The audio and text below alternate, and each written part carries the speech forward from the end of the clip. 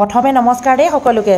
আজি মই আপোনালোকলৈ লৈ আহিছোঁ পকা আমৰ আচাৰ। পকা বুলি কিয় কৈছোঁ আপোনালোকে প্ৰথমবাৰ শেষলৈকে চাব। আচলতে আম পকিব হোৱা নাই, ছিঙি পেলাই দুদিনমান ঘৰত থৈ দিয়া হ'ল। বিশেষকৈ এজন মানুহে মোক গিফ্ট হিচাপে দিছিলে 4 কিলো আম। তেখেতৰ ঘৰত ছিঙি পেলাই দুদিনমান থৈ দিলে। এয়া মোক এতিয়া দিলেহি, মই ধুই পখালি ৰ'দত দি দিছোঁ। তাৰপাছতে আপোনালোকক দেখুৱাই আছোঁ এই পকা আমকেইটা মই আচাৰ বনাম। কোনো জেলি নবনাওঁ বা কিবা টপ নবনাওঁ, কেনেধৰণে আচাৰ বনাম দেখুৱাই আছোঁ। এতিয়া আবেলি সময় আমকেইটা অকণমান ৰ'দত দি দিয়াৰ লগে লগে পানীটো শুকাই গ'ল। লগতে আবেলি সময় এনেধৰণে বহি ল'লোঁ আৰু পানীটো শুকাই যোৱাৰ পাছত দা এখন লৈ টুকুৰা টুকুৰকৈ এতিয়া কাটি আছোঁ। এইখিনিতে আপোনালোকক কথা এটা জনাওঁ, যিকোনো আচাৰ বনালে কেতিয়াও পানী লাগি থাকিবলৈ নিদিব। পানী থাকিলে কোনো আচাৰে ভাল হৈ নাথাকে। আজি আমৰ আচাৰখিনি অকণমান বেলেগ পদ্ধতিৰে বনাইছোঁ। কিয় কওকচোন, আমখিনি কাটি লগালগে মই আচাৰ বনাম। আপোনালোকে মুঠৰ ওপৰত চাই থাকক শেষলৈকে। আৰু কিছুমানে আম বইল কৰি পেলাই ৰ'দত দিয়ে, তেনে নহয়, বা নিমখতো 2-3 দিন থৈ দিয়ে, সেইটোও কৰিব নালাগে। মই এতিয়া আজি যিটো আচাৰ বনাম ডাইৰেক্ট আমখিনি কাটি ডাইৰেক্টে বনাম। কুকুৰটো আকৌ ওচৰত আহি আমনি কৰি আছেহি দেই, যিয়ে নহওক বাৰু। আমখিনি কাটিও আছোঁ আৰু লগতে আপোনালোকক জনাওঁ ইয়াত বিশেষ মছলা একোৱেই প্ৰয়োজন নাই, আৰু বিশেষকৈ টেঙা হ'লে কিন্তু খুব ভাল। এতিয়া কাটি হৈ গ'ল, জোখমতে মই নিমখ দি দিলোঁ। এয়া জোখমতে নিমখটো দিব, নিমখ আৰু হালধি জোখমতে দিলেই হ'ল।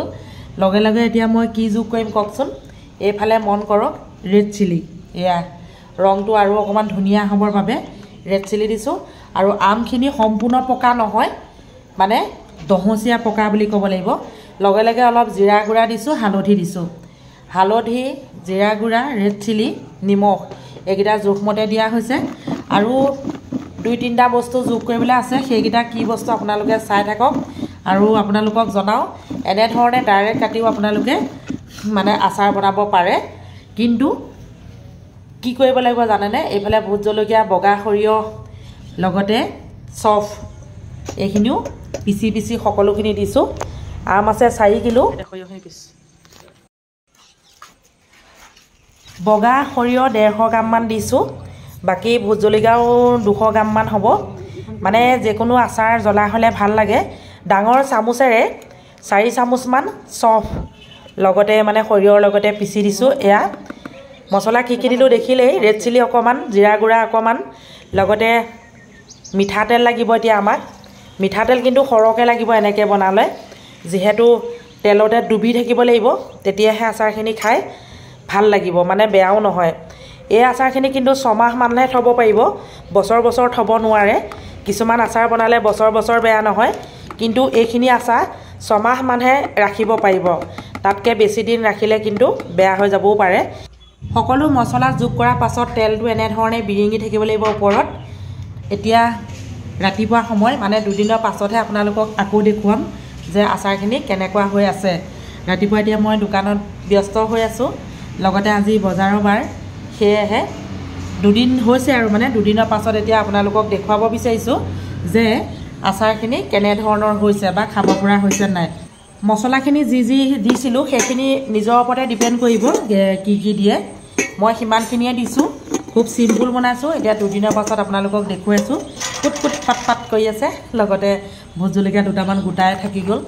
যে নহওক বাৰু, এয়া চাওক দেখিবলৈ বৰ ধুনীয়া হৈছে। আৰু গোন্ধটো ক'বই নালাগে। চফ দিছোঁ যিহেতু, জিৰা গুড়া দিয়া আছে, ৰেড চিলি দিয়া আছে, বগা সৰিয়হ বেছিকৈ দিছোঁ। এয়া চাওক এনেধৰণে আপোনালোকে থৈ 6 মাহ হ'লে কিন্তু বেয়া নহয় দেই। তেল অলপ বেছিকৈ লাগিব। আৰু পাৰিলে ইয়াতে অলপ ভিনেগাৰ মিশ্ৰণ কৰিব পাৰে, যদিহে আমখিনি মিঠা হয়।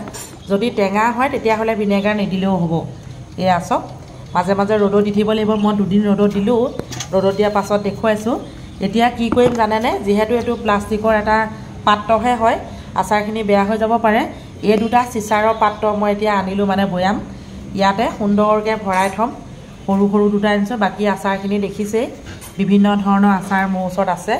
এয়া চাওক খুব ধুনীয়াকৈ ধুই ল'লোঁ, কটন কাপোৰে মুচি ল'লোঁ। ইয়াতে ভৰাই মাজে মাজে ৰ'দত দিম। বাকী আচাৰখিনিও অকণমান দেখুৱাই দিছোঁ। লগতে আপোনালোকে আজি এই পকা কেঁচা আমৰ আচাৰখিনি কেনেকুৱা দেখিছে বাৰু আৰু আপোনালোকক জনাওঁ মাজে মাজে এনেধৰণে আপোনালোকে বনাই খাব পাৰে আজিলৈ আহিছোঁ বাই বাই